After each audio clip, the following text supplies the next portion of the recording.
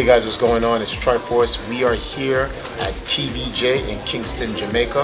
I'm supposed to be doing a piece for Daytime Live. We're going to be talking about esports and where Jamaica is. So stay tuned, because here at the Lab Video Game TV, our game is never over.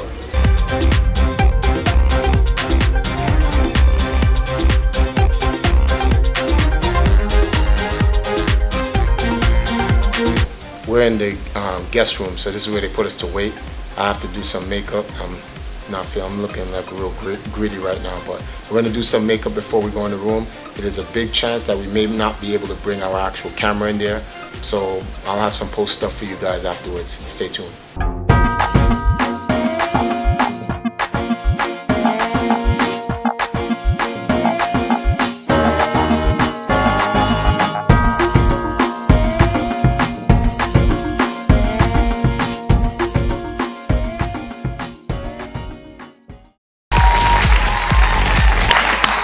Welcome back to Daytime Live. Now we're joined by Mr. Isaiah Johnson, aka Triforce. Triforce? Yeah. Triforce. That's my Love legal it. name. And he's here to talk. That's your name. Yeah. He's here to talk about the esports industry. I think over the years, esports has been overcomplicated. I think a lot of people take esports and they try to make it more than actually what it is, and for whatever reason it is. But what's more important is about getting mainstream media, just the general public, to have a concise understanding to it. I know everyone at home is like, esports. What is esports, sir? Esports is taking video games and creating an infrastructure that you can use it to play competitively and get people to actually watch it, like our actual sport. There's a big reason why I kind of like defined it the way I did on this show, and that's really to get both generations of people who've played video games competitively and enjoy watching the highest level play to understand. So when you just break it down to it just being setting an infrastructure of people to play at a highest level and get people to like be entertained by that high level of gameplay and watch it together, everyone both in the arcade age and the PC age can definitely understand that. Oh, okay. But a lot of people think that Look at me all like think that it's just about video gaming and sitting at home and playing games. But this is an actual industry that has created opportunities and jobs for countries. Yes.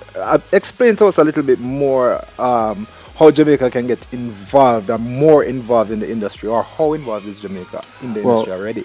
So when we look at esports, you have to look at it globally from where it started. It started back in the 80s. Twin Galaxies, like Walter Day, he's the one who actually created the whole, taking the competitive aspect of it and putting an infrastructure together to make it a sport. You know, because people used to play in the arcades, and then everyone surround the person who's watching the arcades, and they watch, and now, like 30 years later, due to the technology, due to the resources, they're able to actually put whole productions behind it. There are a lot of people that are misinformed about esports, or just even have some misconceptions about esports as a whole, for everything that is the culture, the business, the industry. A lot of them think this is just people playing video games, and that's really it. Yes, we do play video games. We have to play video games. But when you put the correlation together, think of it like people who play basketball recreationally as a hobby at the park versus people who play basketball professionally in the NBA. That's how you should really look at esports. You have people who just play video games in their house, and that's what they do. And they don't do it as a sport or a profession or anything. And they're just having fun because that's what they do. But then you have some people who play the game at a level for competition value, and the way they play at that high level, the people at home can't do that. Just like the NBA, you know, the guy that's at the park who can sink a jumper, he goes into the NBA, he's not really that great at doing it. He's probably good, and he has potential, but he can't play at the professional leagues. And when you look at the two correlations, if you look at it just like that, between a person in the basketball court in a park playing basketball versus that in the NBA versus someone in home sitting at their couch playing video games, and those that are playing in a video game esports league, then you'll have the real understanding of what esports is. So you catch people playing League of Legends, FIFA, Fortnite, Street Fighter, Smash Brothers, all these different games, and you have hundreds of thousands of people watching this in actual stadiums and millions of people online via Twitch and Wow. and, man, and but YouTube. The purse for winning some of these things is like in the tens of millions. You know, it's not a play thing. Yes. It's a play, but it's not a play thing. People actually make a living from this. Wow. And because the way esports is created, it can economically develop whole countries because the jobs that come behind it. It has come a long way from playing from a hobby point of view. Like you have esports journalists, you have people who use graphic and designs, animation. The largest esports tournament in the world is Riot's League of Legends, and they have like a 3 or 4 minute animation to promote the tournament, and has 110 million views on YouTube. No man, I think serious. Man. Wow. Yeah. This is new to me. I'm like, Some people question what is it that Triforce actually does, especially here in Jamaica. And I'm an esports architect, so for me it's about building and designing things that creates opportunities for other people.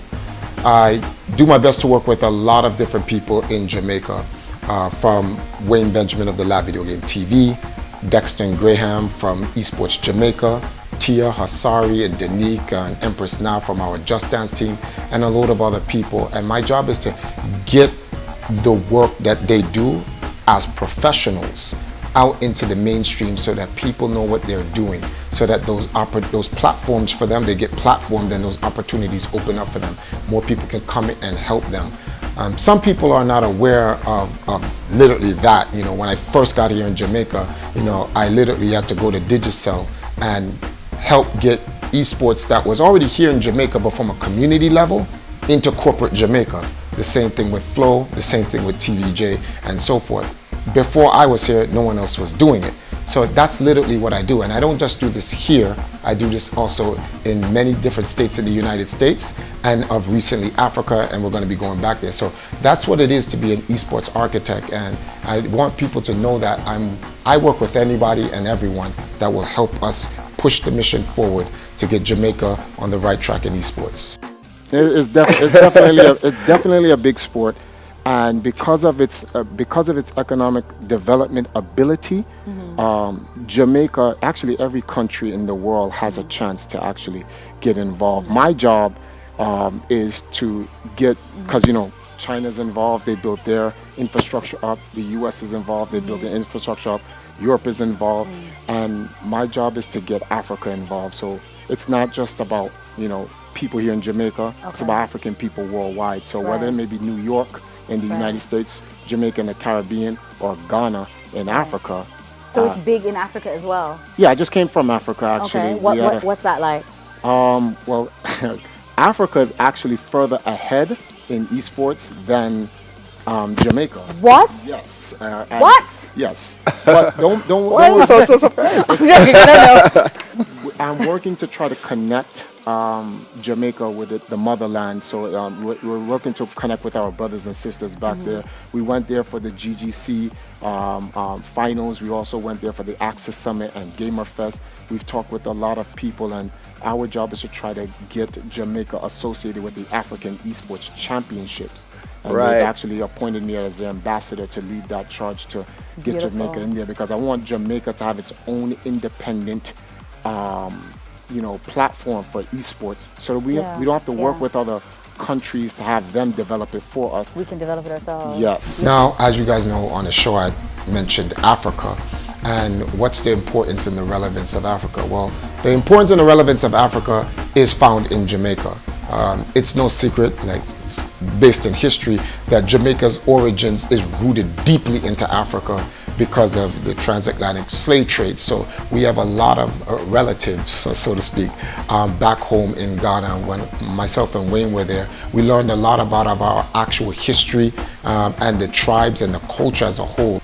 Ghana is literally like a continent-sized version of Jamaica, not the other way around. A lot of the cultures we see here in Jamaica are literally in Ghana. They've been there for thousands of years. So you can trace your roots back from where it comes from. But it's important to connect Jamaica to the African diaspora, because we are all in fact descendants of Africa and so forth. So as we do that in our culture, that should also be done in the industry, and in esports there's no difference. I work heavily with the live video game TV on making that connection. As you guys saw, Kill Them competing against Wonder Kid in Ghana in the online exhibition Friendly, and it shows us what the potential is. Since we have done that, Africa, which is Ghana specifically, has literally competed against Trinidad and Tobago.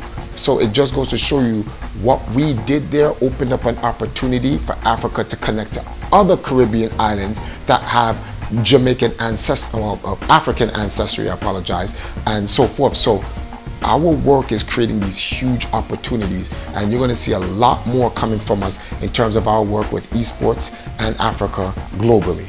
What kind of resources does Jamaica need to get these things done? Jamaica actually has the resources. Television Jamaica is one of them. Yes.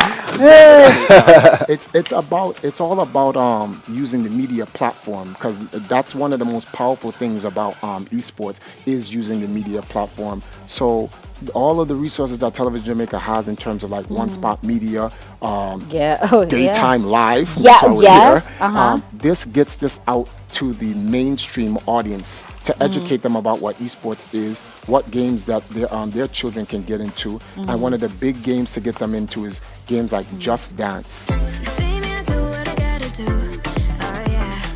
I definitely like the fact that the lady on the show brought up girls in gaming, because that's a huge thing, and I've been focusing on girls of gaming for a very long time, since I created the whole division for the Valkyries. So this has been a long time thing going, and being here with Jamaica and working with Empress Nile and working so close with her gives me a great opportunity to really get down into the trenches with the girls and help develop a platform for them.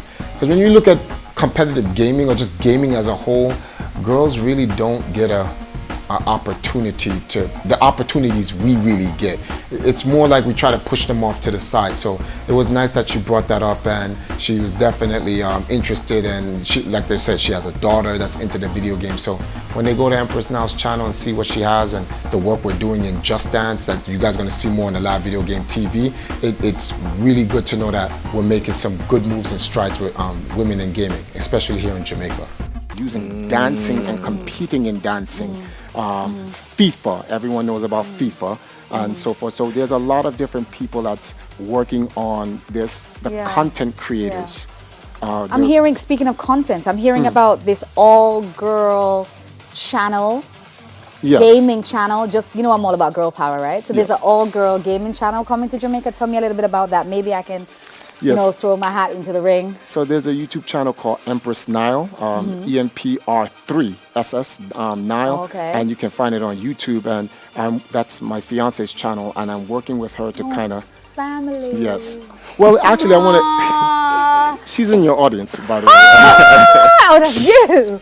Okay. But I want to focus on helping to create a platform for even the girls. So it's not. It's my daughter would be into that. And because and when you look at the game that we're using, it's something very easy for them to get into. They can compete in dancing, but it's not limited to that. We want them to also be able to play with the general games, whether so it may they be just Fortnite go to or YouTube, watch the YouTube channel, and that will have stuff to have a look on how to get more involved in it. As you guys know, I mentioned Africa. I also even mentioned New York. It's important for everyone to understand that my work is international. And so obviously our team Empire Acadia has literally set its entire precedence and resume out of New York City, out of the United States. That's where we won most of our championships, and we're now here in Jamaica, tried to expand the African diaspora, and we recently went to Africa. So it's very important that we tied it to, especially Jamaica and Africa, because of its ancestry going back to the slave trade. So if we're gonna go back and connect our culture, we should also connect our industry, and esports is definitely one of them. So stay tuned for more stuff on the live video game TV regarding Africa and Jamaica, because our game is never over. Well, I'm a 9-time Guinness World Record holder. I'm also I'm sorry. Just by the way. Just saying, I'm inducted into the International Video Game Hall of Fame, but I recently retired so that I can focus on helping to build the infrastructure and mentor the next generation. So it's not about what I've won, it's what I can do with my win to help the next generation move forward. Excellent. I love that. I love that. So how can we learn more? How can we find you? I know my daughter, I know she's really, really going to be into this. I know that already. Yeah. How can everybody watching get in touch with you? 2 main platforms. You guys can find me on YouTube at Empire Arcadia, or you guys can definitely find me on the Lab Video Game TV. Yeah. They do a lot of video game journalism at the highest professional level in Jamaica. And Jamaica doesn't even know that they have an actual 10-year dedicated, actually I think it's more than that, 10-year dedicated video game journalist. Wow. In the Lab That Video is Game TV. amazing. So big up the lab. Big up Fabricated Projects. Big up everybody, and Yeah. thank you so much for joining us on the show. I Thank you, love guys. that. Awesome. We're going to check out Empire Arcadia.